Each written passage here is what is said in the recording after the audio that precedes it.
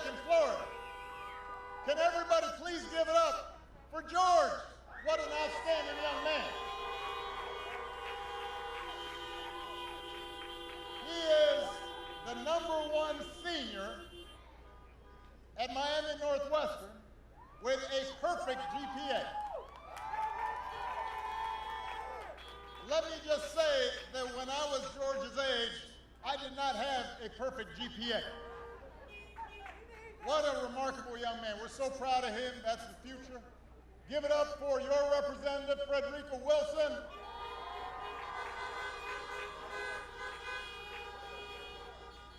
We've also got Debbie Mukasel Powell, Debbie Wasserman Schultz, and your state agricultural commissioner, Nikki Freed. They're in the house.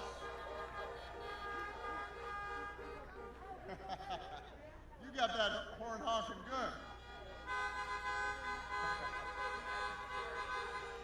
So, 10 days, Miami. 10 days until the most important election in our lifetime. But the good news is you don't have to wait for November 3rd to cast your ballot. You've got 2 ways to vote right now. Number 1, you can vote early in person right now through next Sunday. Number 2, you can vote from home with a mail-in ballot. Do not wait. Put it in the mail today or drop it off at a drop-box location in Miami-Dade County. And if you need more information, just go to iwillvote.com to find out where to early vote in person or to drop off your ballot. And if you've already voted, what do you need to do? You've got to go help your friends and family make a plan to vote. Because this election requires every single one of us. What we do in these next 10 days will matter for decades to come. Now, I've sat in the Oval Office with both of the men who are running for president, and they're very different people.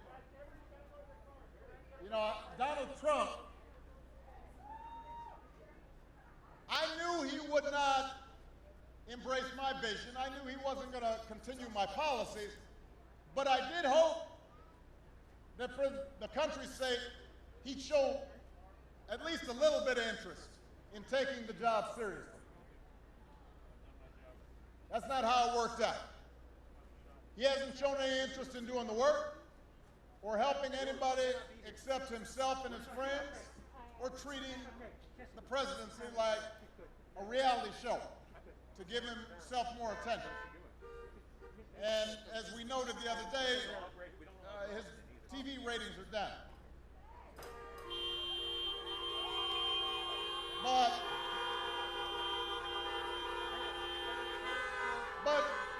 listen, Miami, the rest of us have to live with the consequences of what he's done.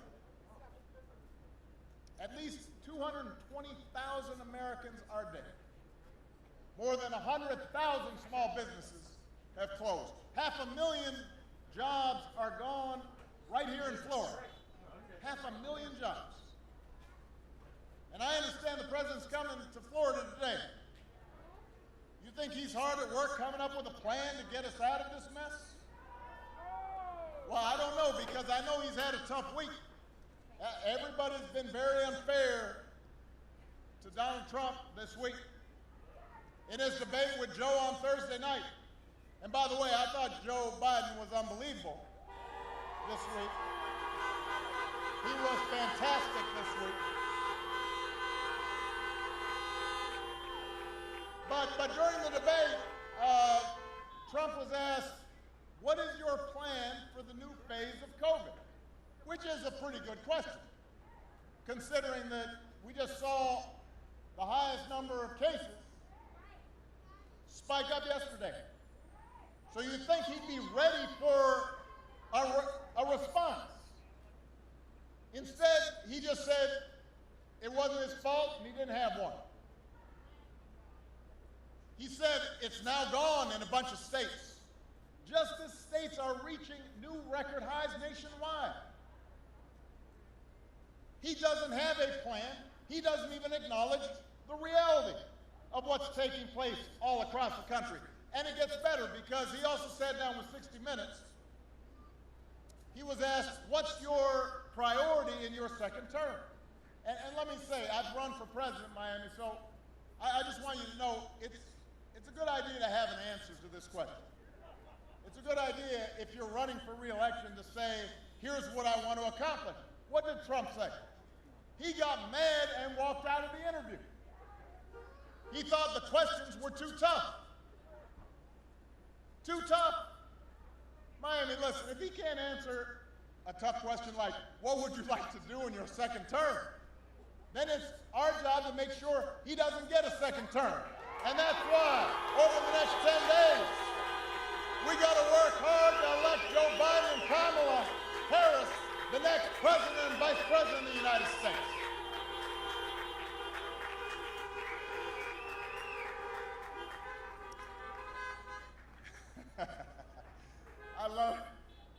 I love the creative honking.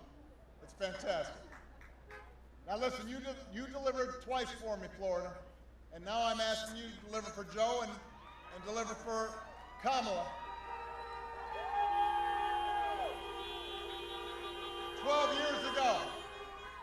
12 years ago, when I chose a vice president, I didn't know Joe that well. We served in the Senate together, but we come from different places. We're part of different generations. But I quickly came to admire and love Joe as a man who early on learned to treat everybody with dignity and respect. Somebody who lives by the words his parents taught him. Nobody's better than you, Joe, but you're better than nobody. And that sense of empathy, that sense of decency, the belief that every single person counts, that's who Joe is. That's who he'll be.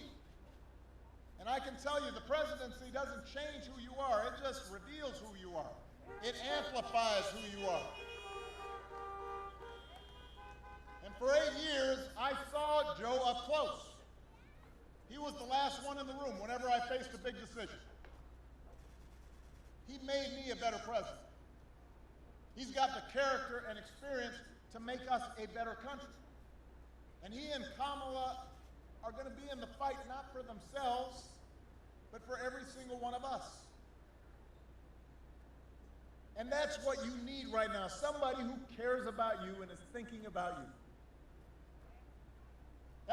Listen, I understand that the president, he wants full credit for the economy he inherited and zero blame for the pandemic that he ignored.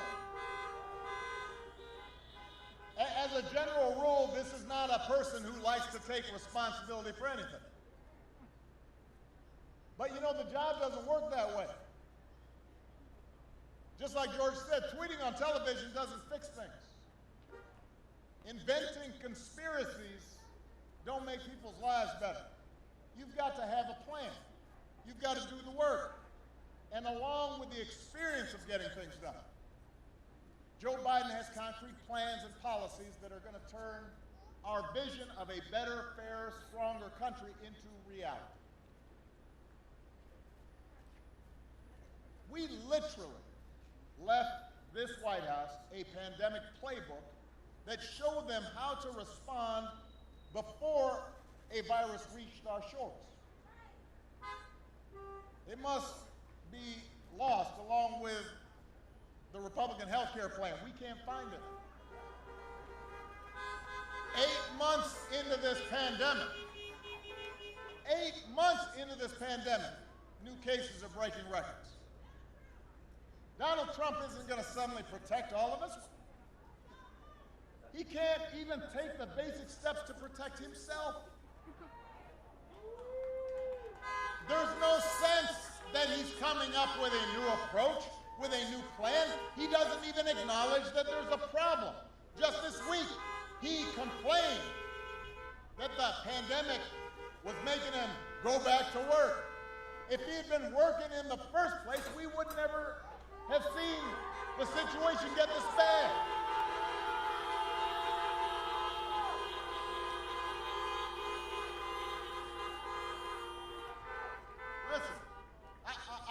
said this before. I am going to say it again. This pandemic would have been tough for any president because we haven't seen something like this in 100 years. But the idea that somehow this White House has done anything but completely screw this thing up is nonsense.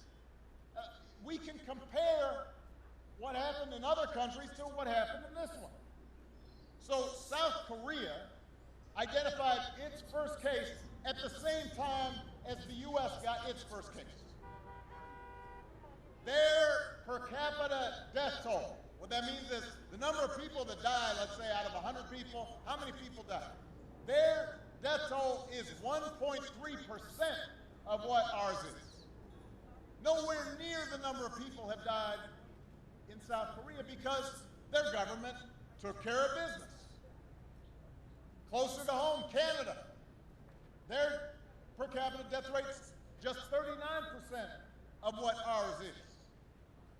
Their government, faced with a difficult situation, same pandemic, they said, let's take the steps to minimize the damage and the harm to ordinary people, and they saved lives. So we can compare directly what happened in the United States and what happened somewhere else. What happens when a government is paying attention and what happens when a government is not. And then earlier this week, when the president was asked, would you do anything different? Anything. He said, not much. Not much. I mean, he couldn't even acknowledge that maybe we should have taken some steps earlier to start testing people. Maybe we should have taken it more seriously and not pretended like it didn't exist. Maybe we shouldn't have had the president get on television and say that if you put some bleach in you, that might clean things out. Just maybe that might have made a difference. And the mismanagement would be comical and ridiculous if it didn't mean people losing lives. If it didn't mean the economy not recovering. And the pandemic has hit African Americans and Latinos harder than anybody in Florida. I'll bet you can think of some things you would have liked to see the government done differently. So just a baseline is that Joe and Kamala take this seriously. Joe understands how much it hurts for grandparents to not be able to see their grandkids or hug each other. They understand that you can't effectively get the economy moving again as long as people are afraid of getting a disease. He's not going to screw up testing. He's not going to call scientists idiots. He's not going to host a super spreader event at the White House the way this current president did.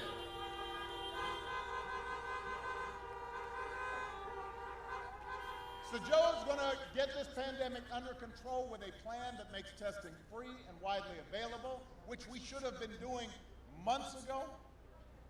He's going to get a vaccine to every American cost-free, and he's going to make sure that our frontline heroes never have to ask other countries for the equipment that they need to keep themselves safe while they're taking care of us.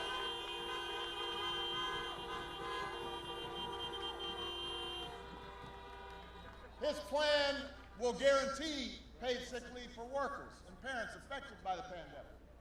And he's going to make sure that the small businesses that hold our communities together and employ millions of Americans can reopen safely. Now, Donald Trump likes to claim he built this economy. Some people actually give him credit for it. Listen, America created 1.5 million more jobs in the last year of the Obama-Biden administration than in the first 3 years of the Trump-Pence administration.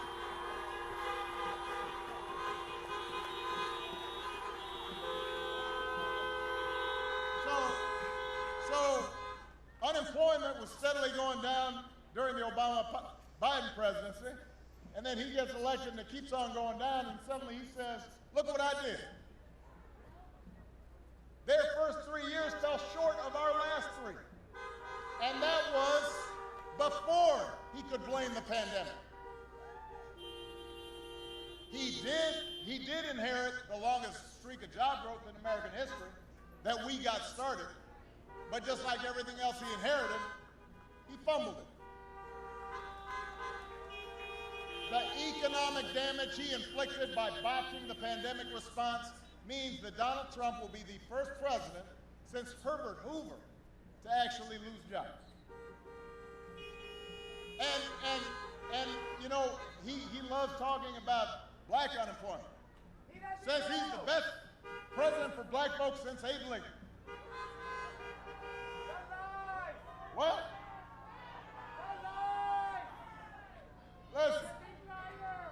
Listen. Black unemployment almost hit 17% during the Great Recession 10 years ago, and through a lot of hard work, Joe and I helped get it down to 7.8 by the time we left office, and it just kept on going down like all the other employment rate was going down. Not because Donald Trump did anything. This year, it went way up, back to 17% right here in Florida. And he hasn't had an answer for it. The only people truly better off than they were 4 years ago are the billionaires who got Trump tax cuts.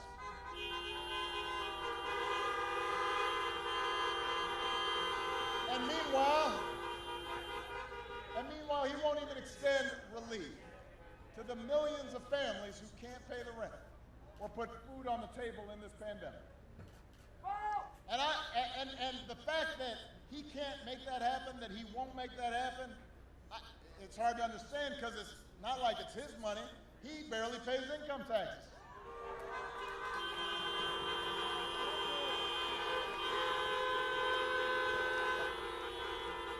He had no problem paying a ton of money in taxes to China from his secret Chinese bank account. Hold up a second. Let me just see a show of hands. How many people here have secret Chinese bank accounts?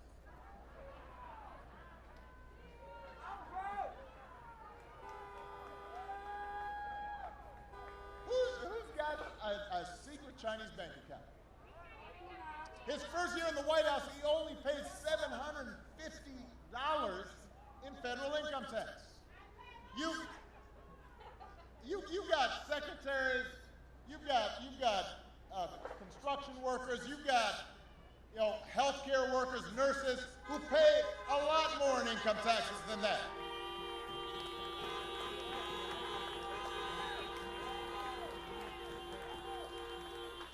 Listen, I'm not saying that like on tax day I'm just so happy about all the taxes I'm paying, but I pay more than 40 cents on every dollar I earn. So does Michelle.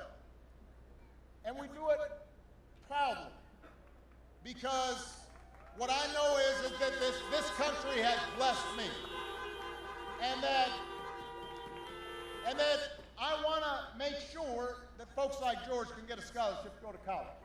I want to make sure that a senior is properly taken care of. I want to make sure that we're repairing roads and bridges and helping folks who need help, and that our veterans are getting the disability rights that they have earned.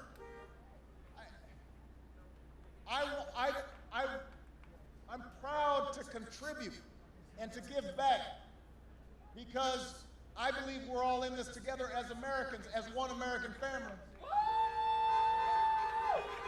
But apparently that's not how this man thinks. He thinks that's for suckers, I guess.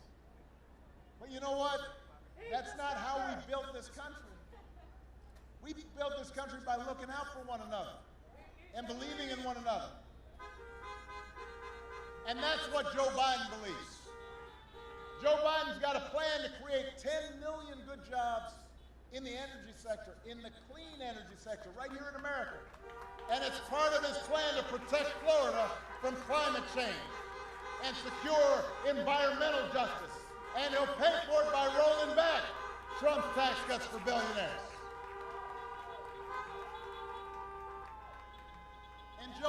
this as a moment not as a chance to get back to where we were, but to finally make some of the long overdue changes so that our economy actually makes life a little easier for everybody. For the waitress trying to raise a kid on her own. For the student figuring out how to pay for next semester's classes. For the shift worker who's worried about getting laid off. For the cancer survivor who's worried that her pre-existing condition protections will be taken away. Let's talk about health care for a second.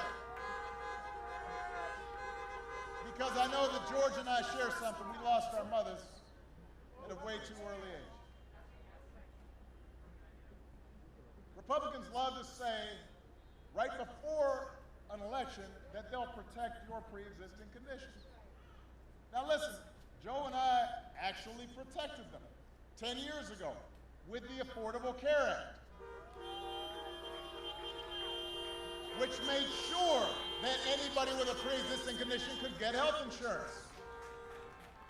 It protected everybody. It protected folks who already had health insurance. It protected folks who might have to buy health insurance in the future. Hispanics saw the biggest gains in coverage of anybody. Almost 93% of Hispanic kids got covered, an all-time high. And yet, under this administration, Hispanic kids have lost coverage. And throughout this process, when we were getting folks health care, Republicans fought us every step of the way. They've tried to repeal or undermine the Affordable Care Act, Obamacare, more than 60 times. And when they're asked about it, they say, well, look, we're going to have a great replacement. It's coming. It's going to be there in 2 weeks. It's been 10 years now. Every 2 weeks they say they've got a replacement, and they haven't come up with nothing.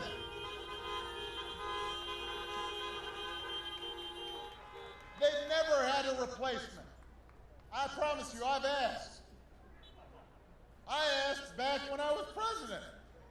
I said, show me your replacement, and we can talk. Nothing. Nada. Zero. Zilch. Goose egg. The reason they don't show you their plan to actually provide people protections when it comes to pre-existing conditions is because they don't have one and they never have. And that's just a fact. And instead of just fessing up that they don't want people to have health insurance, they've attacked the Affordable Care Act at every turn. They've drove up costs. They're driving up the uninsured. Now they're trying to get the Supreme Court to take away your health care as we speak, in the middle of a pandemic, with nothing but empty promises to take its place. Why would you want to take people's health insurance just at the very moment when people need health insurance the most? What's the rationale of that? And think about what that would do to families right here. Miami-Dade has the highest enrollment of any county in Florida. Florida has the highest enrollment of any state in America. Nobody has a bigger stake in making sure those protections stay in place than folks right here in Florida. Just this week, Trump flat out said he hopes the Supreme Court takes your health insurance away. Said it out loud. Miami, Joe and Kamala will protect your health care. They will expand Medicare. They will sign up more folks on Medicaid and make insurance more affordable for everybody. That's what they stand for, and that's why you've got to get out there and vote.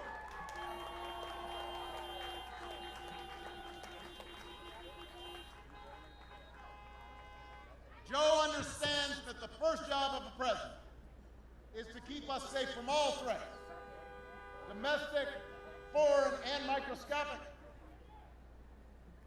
When the daily intelligence briefings are flashing warning lights about a virus, the president can't be AWOL. When Russia puts bounties on the heads of our brave soldiers in Afghanistan, the commander-in-chief can't be MIA.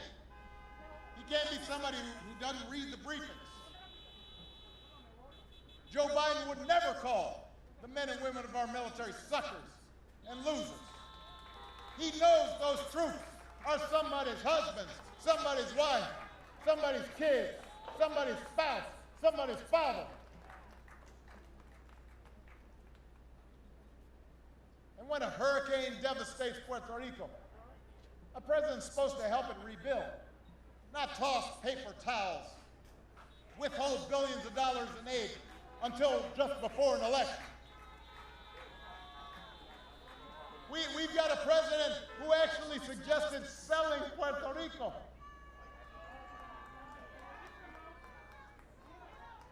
Now, believe it or not, it could have been worse.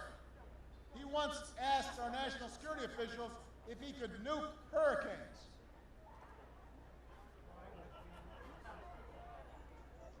I mean, at least he didn't do that. A nuclear hurricane seems like it would have been bad. I mean, it'd be fun if it wasn't. Look, some of the rhetoric you're hearing down here in South Florida, it's just made up. It's just nonsense. Listening to the Republicans, you think Joe was more communist than the Castros. Don't fall for that garbage. Don't fall for that okey doke. Joe Biden is not a socialist. He was a senator from Delaware. He was my vice president. I think folks would know if he was a secret socialist by now. What is true is he'll stand up for ordinary people. What is true is he'll stand up for workers. What is true is he'll stand up for a higher minimum wage. What is true is he'll stand up for affordable housing. What is true is he'll go promote human rights in Cuba and around the world, and he won't coddle dictators the way our current president does. And let me tell you something else about Joe Biden. Joe Biden's tough. You know, something that you can't really say about this president, he likes to act tough and talk tough. He thinks scowling and being mean is tough, and being rude is tough, but when 60 Minutes and Leslie Stahl are too tough for you, you ain't all that tough. If you got to walk out of the 60 Minutes interview, then you're never going to stand up to a dictator.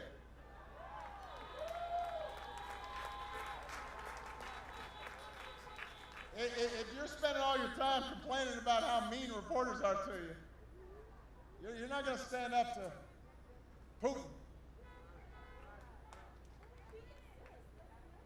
Joe Biden will restore our battered standing in the world because he knows that our true strength comes from setting an example that the world wants to follow. A nation that stands with democracy, not dictators. A nation that can inspire and mobilize others to overcome threats like climate change and terrorism and poverty and disease. And here's another thing. With Joe and Kamala at the helm, you won't have to think about them every single day. There might be a whole day where they don't be on TV. There might be a whole day where they don't tweet some craziness. You won't have to argue about them every day. It won't be so exhausting. Just having a normal president. You'll be able to go about your lives knowing that the president's not going to suggest injecting bleach or retweet conspiracy theories about secret cabals running the world or claiming that, or retweeting that the claim that Navy SEALs didn't actually kill bin Laden.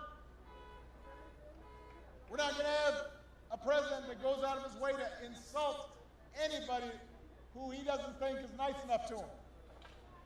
We won't have a president who threatens people with jail for just criticizing him. That's not normal behavior, Florida. You wouldn't tolerate it from a coworker. You wouldn't tolerate it from a high school principal. You wouldn't tolerate it from a coach. You wouldn't tolerate it from a family member. Florida man wouldn't even do this stuff. Why are we accepting it from the President of the United States? It's not normal behavior.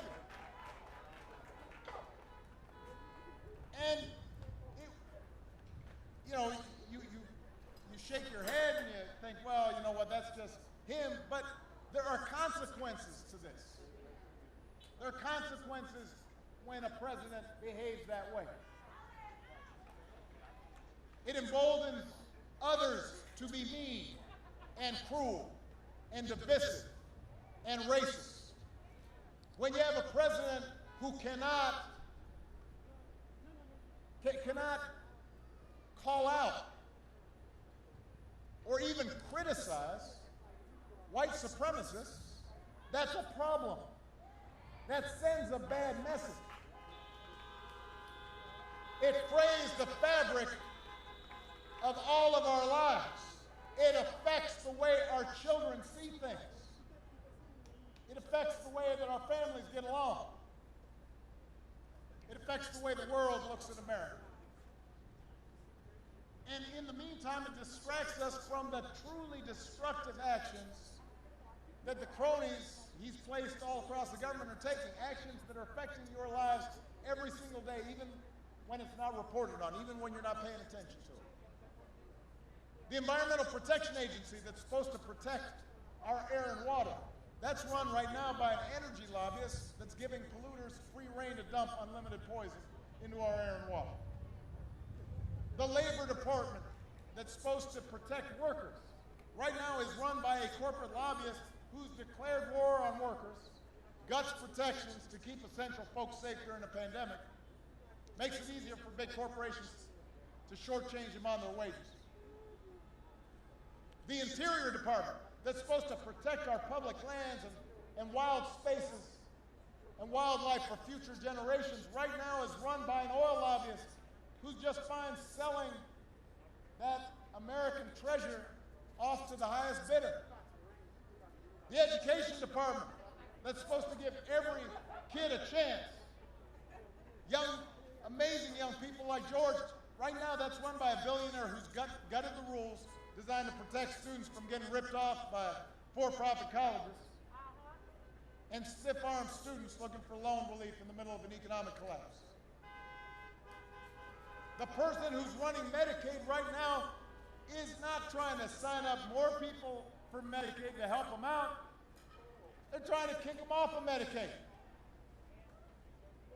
so that they've got to fend for themselves at the very moment that they need protection the most. So here's the thing, when Joe and Kamala in charge, they're not going to surround themselves with hacks and lobbyists. They're going to surround themselves with qualified public servants who actually care about looking for you, who are going to work hard to make sure that you've got a job that pays a living wage, and that your family is protected, and your health is protected, and you've got some security, and that we're protecting our planet. And that, more than anything, is what separates them from their opponents. They actually care about every American, even the ones who aren't going to be voting for them. And they're going to be in the fight on your behalf every single day. They care about you, and they care about our democracy deeply. They believe that in a democracy, the right to vote is sacred. We shouldn't be making it harder for people to vote. We shouldn't ask people to wait 10 hours to vote standing in line. We should be making it easy for everybody to cast their ballot. Joe and Kamala believe that no one, especially the president, is above the law. They understand the protest isn't un-American. Our country was founded on protest against injustice. And they understand we don't threaten to throw our political opponents in jail just because we disagree with them. We don't call them un-American just because they're of another political party. Joe and Kamala understand that our ability to work together to solve big problems, like pandemic, depends on more than just photo ops. It depends on more than just spin or making stuff up. It depends on a fidelity to science and logic and facts. And these are not Republican or Democratic values, Florida. These are American values. This is what we learned from our parents and our grandparents. They're not black or white or Hispanic or Asian or Native American values. They're American values. And we have to reclaim them. We can't just say, oh, it's fine if a president lies 50 times a day. No. My mother would whoop me if I was lying once a day, once a week.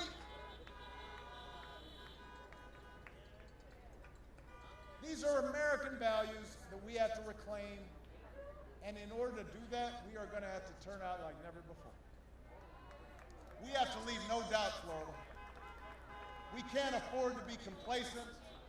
We can't afford to sit back and wait for somebody else to do it. It's on us. In this election, at this moment, we all have to do our part. And I understand why there are Americans who get frustrated by government, who sometimes feel that it doesn't make enough of a difference. And I'm the first one to admit, government's not going to solve every problem.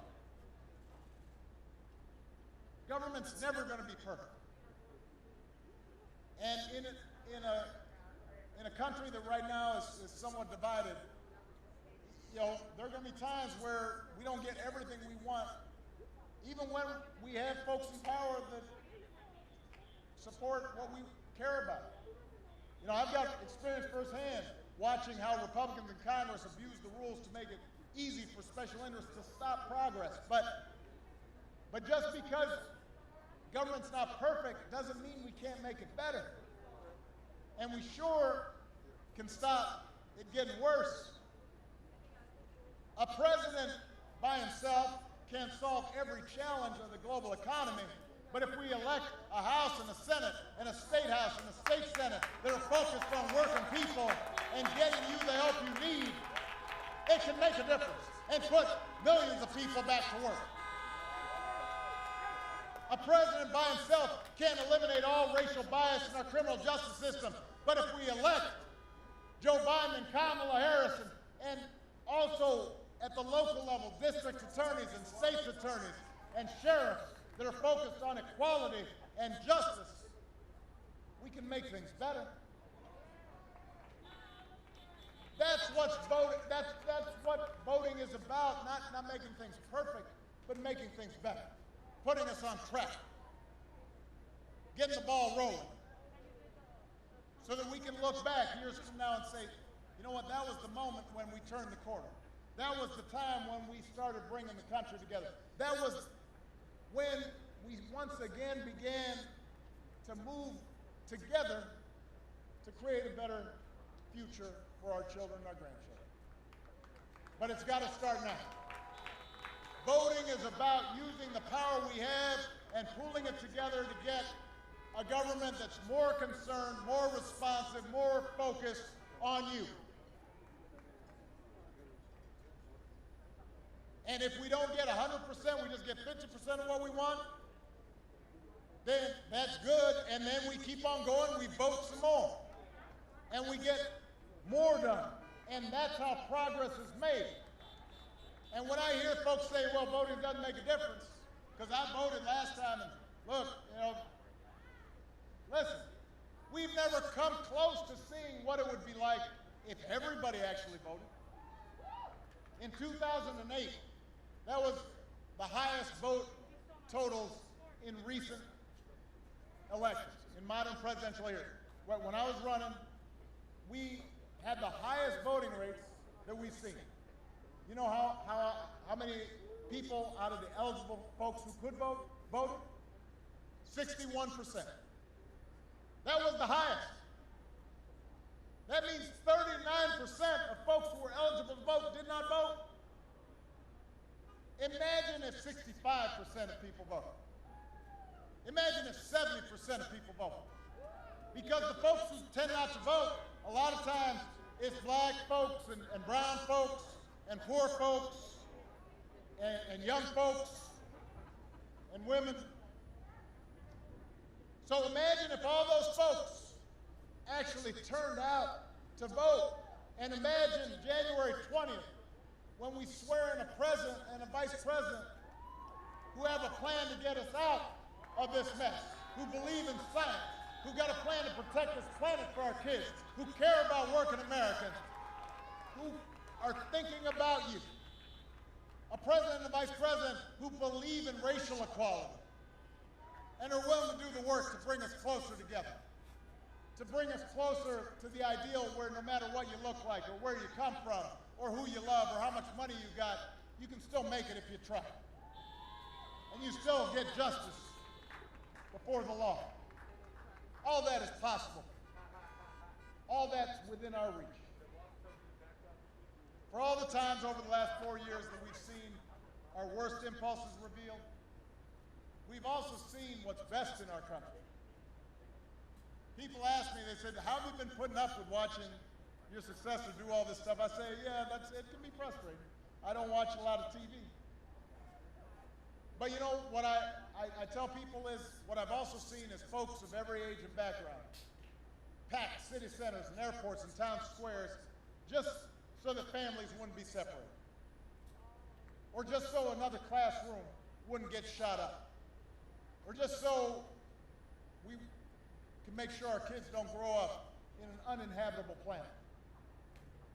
We've seen amazing essential workers and healthcare workers risk their lives day in, day out to help somebody, to save somebody else's loved ones. We've seen people contribute and volunteer for those who are especially having a difficult time right now. We've seen Americans of all races joining together to declare in the face of injustice and brutality that Black Lives Matter. No more, but no less. To proclaim that no child in this country should ever feel the continuing sting of racism. We've seen young people like George, who introduced me, ask us, do we not breathe the same air? Do we not bleed the same blood? Do we not deserve safety, belonging, and mattering? That's true in Miami, and it's true all across the country. I know this has been a tough and sometimes discouraging time, but I'm here to report to you, America's a good and decent place. We've just seen so much noise and nonsense, sometimes it's hard for us to remember. But I've been all across this country. I've been all across this state. There are a lot of good people here. There are a lot of folks who share the values of looking out for one another and doing right by one another.